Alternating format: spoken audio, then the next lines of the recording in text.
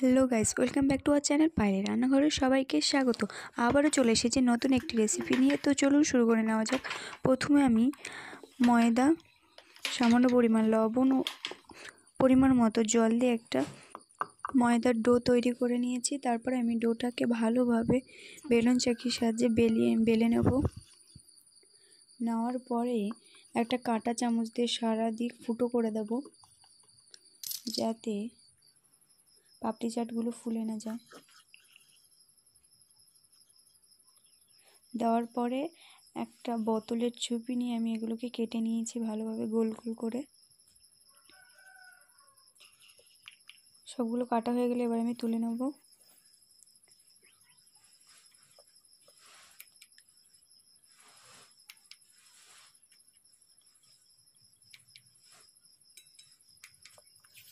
কড়াই বসিয়ে দিয়েছি, কড়াইটা গরম হয়ে গেলে তেল দিয়ে দেব। তেল দিয়ে একটু নেড়ে নেব। নেওয়ার পরে তেলটা গরম হয়ে গেছে, এবার আমি সবগুলো আস্তে আস্তে ছেড়ে দেবো লেচিগুলো।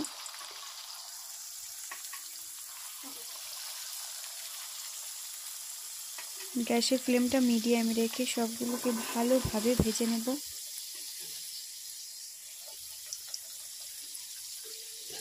এক পিঠ হয়ে গেলে অন্য পিঠ উল্টে দেব, দিয়ে ভেজে নেব।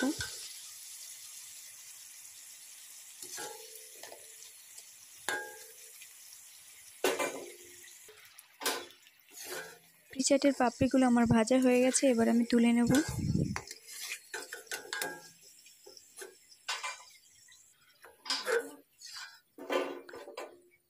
বাকি পাপড়ি চাটগুলো একই রকমভাবে আমি ভেজে নেব।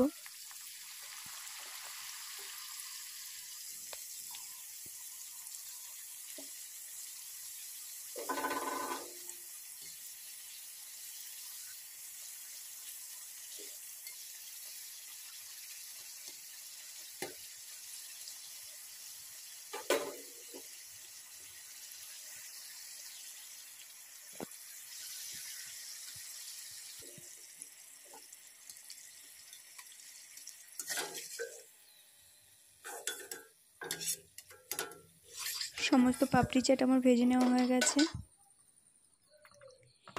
আগে থেকে তৈরি করে রাখা খাট্টা মিঠা চাটনি পাপড়িগুলোকে ভালোভাবে লাগিয়ে নেব। সবগুলো পাপড়ি চাটে লাগানো হয়ে গেলে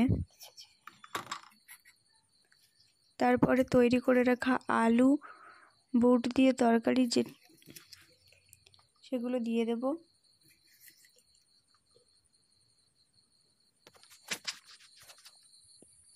উপর থেকে হালকা ঝুরি ভাজা ও বাদাম ছড়িয়ে দেব।